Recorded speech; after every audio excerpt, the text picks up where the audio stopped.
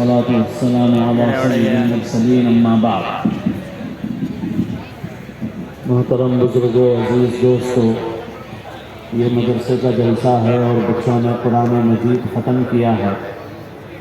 اللہ تعالیٰ کا بہت بڑا فضل و کرم ہے کہ اللہ تعالیٰ نے ہم کو انسان بنایا اور مسلمان بنایا۔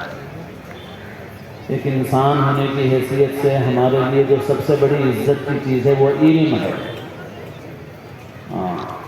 ایجوکیشن ہے، علم ہے، پڑھائی ہے۔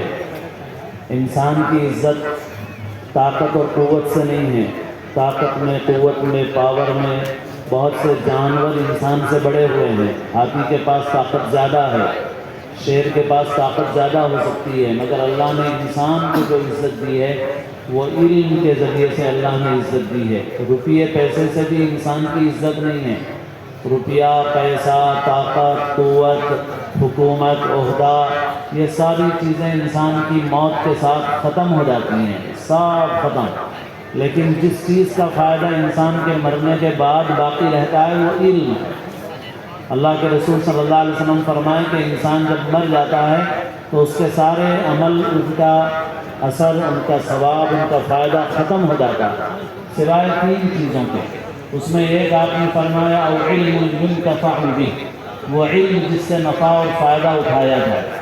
تو مدرسے کے اس جلسے میں جو سب سے اہم پیغام ہے، جو سب سے اہم میسج ہے ہمارے لیے، آپ کے لیے، سب کے لیے، وہ یہ ہے کہ ہم سب یہ فیصلہ کریں اور طے کریں کہ ہم خود بھی علم حاصل کریں گے اور اپنے بچوں کو علم دیں گے، اپنے بچوں کو پڑھائیں گے، علم دیں گے۔ یہی اس جلسے کا اصل مقصد ہے۔ ایک چھوٹی سی مثال بیان کرتا ہوں میں کہ دنیا میں بہت ساری مخلوقات تھی انسان کے پیدا ہونے سے پہلے۔ انسان کے پیدا ہونے سے پہلے فرشتے بھی تھے، انسان کے پیدا ہونے سے پہلے جنات بھی تھے، مگر اللہ تعالیٰ نے جب انسان کو پیدا کیا تو انسان کی خصوصیت اللہ نے فرشتوں کے سامنے بتائی۔ زیادہ تفصیل سے بیان کرنے کا موقع نہیں ہے۔ جو خصوصیت اللہ نے بتائی وہ علم کی خصوصیت ہے۔ اگر خصوصیت ختم ہو جائے تو پھر اس کی قیمت بھی ختم ہو جاتی ہے۔ اس کو ہم ایک چھوٹی سی مثال سے سمجھیں۔ جیسے بہت سی واشنگ مشینیں ہیں، ایک واشنگ مشین پہلے تھی، دوسری واشنگ مشین آئی تو کمپنی والے اس واشنگ مشین کی خصوصیت بتاتے ہیں۔ کیا بتاتا ہے؟ جو پہلے جو واشنگ مشین تھا وہ مینول تھا، اب جو واشنگ مشین ہے وہ آٹومیٹک ہے، اور ایک طرف دھلنے کا ہے، ایک طرف سکھانے کا ہے۔ پھر ایک واشنگ مشین آتی ہے، اس کے اندر ایک ہی ٹب میں دھونے کا بھی مشین ہے، سکھانے کا بھی مشین ہے۔ ایسے ہی گاڑیاں ہیں، سائیکل ہے، سائیکل کے بعد لونا آئی، ویسپا آئی، جاوا آئی، اور نئی نئی سائیکل موٹریں آئیں۔ تو اب یہ جو نئی موٹر سائیکل آئی اس کے اندر کیا خصوصیت ہے کہ کمپنی والا بتاتا ہے کہ پہلے ٹک مارنا پڑتا تھا، اب صرف اسٹارٹر ہے، پہلے گیئر بدلنا پڑتا تھا، اب آٹو گیئر ہے۔ تو اب دیکھیے کہ ایک لونا ہے، لونا مشین سے چلتی ہے، لیکن اگر مشین خراب ہو جائے اور پینڈل مار کر کوئی لونا چلانے لگے تو دیکھنے میں تو وہ لونا ہے، مگر حقیقت میں وہ لونا نہیں ہے، حقیقت میں کیا ہے؟ سائیکل ہے۔ بس ایسے ہی انسان کے اندر اگر علم ہے تو انسان انسان ہے، اگر انسان کے پاس علم نہیں ہے تو انسان بھی دوسرے جانوروں کی طرح ہو جائے گا، اس کا بھی درجہ گر جائے گا۔ تو اللہ نے ہم کو انسان بنایا۔ ہماری عزت روپیے میں نہیں ہے، پیسے میں نہیں ہے، حکومت میں نہیں ہے، طاقت میں نہیں ہے، ہماری عزت علم میں ہے۔ اس لیے آج کے اس جلسے کا جو سب سے اہم پیغام ہے وہ پیغام یہ ہے کہ ہم سب یہ فیصلہ کر کے جائیں کہ ہم سب اپنے بچوں کو پڑھائیں گے، دین کا علم بھی پڑھائیں گے، دنیا کا علم بھی پڑھائیں گے انشاءاللہ۔ سب بولو انشاءاللہ۔ اور یہاں جتنی بہنیں سن رہی ہیں اس وقت 22 لڑکوں نے حفظ کیا، 2 لڑکیوں نے حفظ کیا ہے۔ یہاں ہماری جتنی بہنیں ہیں وہ سب ارادہ کریں کہ انشاءاللہ آئندہ جب جلسہ ہوگا تو جتنے لڑکے حافظ ہوں گے اتنی ہی لڑکیاں حافظ ہوں گی انشاءاللہ۔ سب بچیاں طے کریں، ارادہ کریں، ہماری مائیں بہنیں طے کریں، ارادہ کریں کہ ہم اپنی بچیوں کو بھی دین کے علم میں لگائیں گے۔ ایک انسان ہونے کی حیثیت سے ہمارے لیے سب سے بڑی عزت کی چیز علم ہے۔ اگر علم نہیں ہے تو ہم بظاہر صورت شکل کے اعتبار سے انسان ہیں، مگر حقیقت میں ہم انسان نہیں رہیں گے، ہم انسان کے درجے سے گر کے جانوروں کی طرح ہو جائیں گے۔ اور ایک مسلمان ہونے کی حیثیت سے بھی ہمارے پیارے نبی صلی اللہ علیہ وسلم نے ہم کو جو سب سے پہلا پیغام دیا وہ علم حاصل کرنے کا دیا ہے۔ سب سے پہلی وحی جو ہمارے نبی صلی اللہ علیہ وسلم پر اتری ہے، اس وحی میں سب سے پہلا لفظ ہے اقرأ بسم ربک الذی خلق، پڑھو اپنے رب کے نام کے ساتھ جس نے پیدا کیا ہے۔ مسلمان کے لیے نماز کا حکم بعد میں ہے، روزے کا حکم بعد میں ہے، حج اور زکوٰۃ کا حکم بعد میں ہے، اور نماز روزہ حج زکوٰۃ بھی بغیر علم کے نہیں ہو سکتے۔ علم اگر نہیں ہے تو نماز نہیں پڑھی جا سکتی۔ ہم نماز کی دعوت دیں، بغیر علم کے نماز نہیں ہو سکتی۔ ہم روزے کی دعوت دیں، بغیر علم کے روزہ نہیں ہو سکتا۔ ہم حج کی دعوت دیں، بغیر علم کے حج نہیں ہو سکتا۔ ہم زکوٰۃ کی دعوت دیں، بغیر علم کے زکوٰۃ صحیح طریقے سے ادا نہیں ہو سکتی۔ ایک مسلمان کے لیے علم کا حاصل کرنا ہر چیز سے اہم ہے۔ اسی لیے ہمارے نبی صلی اللہ علیہ وسلم نے فرمایا طلب العلم فریضۃ علی کل مسلم، علم کا حاصل کرنا ہر مسلمان کے لیے فرض ہے۔ اور دین کے جو 3 کام ہیں، تعلیم، تبلیغ، تزکیہ، اس سے متعلق حضرت عابد خان صاحب رحمۃ اللہ علیہ کی بتائی سنی ہوئی ایک تمثیل سنا کے اپنی بات ختم کرتا ہوں، اگرچہ کہ آپ کا وقت بہت ہو گیا۔ دین کے جتنے کام ہیں، تعلیم کا کام ہو، تبلیغ کا کام ہو، تزکیہ کا کام ہو، بزرگوں کا، خانقاہوں کا، دعوت و تبلیغ کا، مدرسوں کا، سارے ہی کام امت کے لیے اہم ہیں۔ جو لوگ ان کاموں میں مقابلہ کرتے ہیں، یہ اہم ہے یا وہ اہم ہے، یہ امپورٹنٹ ہے یا وہ امپورٹنٹ ہے، ایسے لوگ دین کو فائدہ پہنچانے کے بجائے دین کو نقصان پہنچاتے ہیں۔ ہمارے حضرت محی سننا مولانا شاہ ابرار صاحب رحمۃ اللہ علیہ سفر میں تھے، کچھ لوگ بحث کرنے لگے، تعلیم اہم ہے، دعوت اہم ہے۔ حضرت نے فرمایا یہ ایسا ہے جیسے یہ بحث کرو کہ آنکھ اہم ہے یا کان اہم ہے۔ اب اگر کوئی بولے آنکھ اہم ہے تو اس کو بولے اچھا ٹھیک ہے، کان بند کر کے آنکھ سے سنو، ذرا سنائی دیتا کیا؟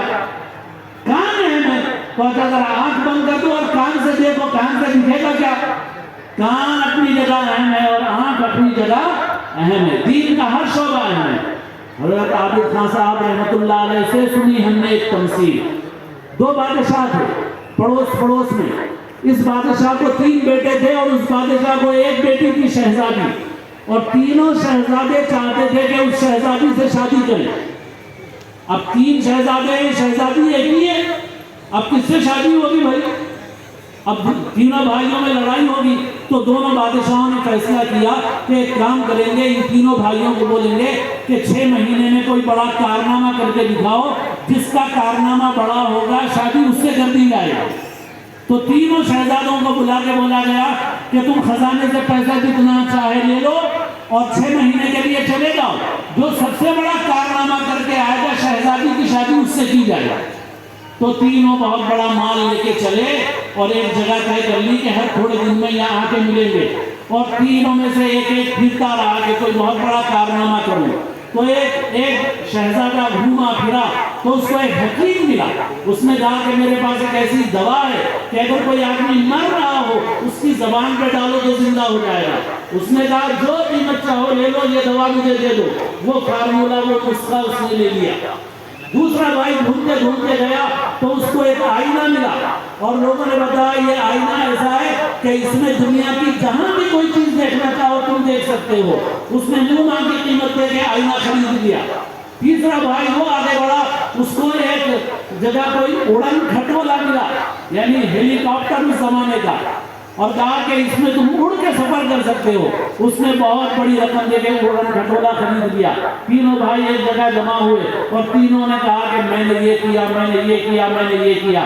تو باتوں میں ایک نے کہا اچھا ساری کوشش تو شہزادی کے لیے ہو رہی ہے، آئینے والے سے کہا ذرا تم آئینے میں دیکھو شہزادی کیا کر رہی ہے۔ تو اس نے آئینہ نکالا دیکھنے کے لیے، تو معلوم ہوا کہ شہزادی بیمار ہے اور مر رہی ہے۔ ارے جس کے لیے ساری کوشش ہو رہی ہے وہی مر رہی ہے۔ تو دوسرے نے کہا ارے میرے پاس دوا ہے، اگر ابھی شہزادی کی زبان پہ ڈال دی جائے تو شہزادی زندہ ہو جائے گی۔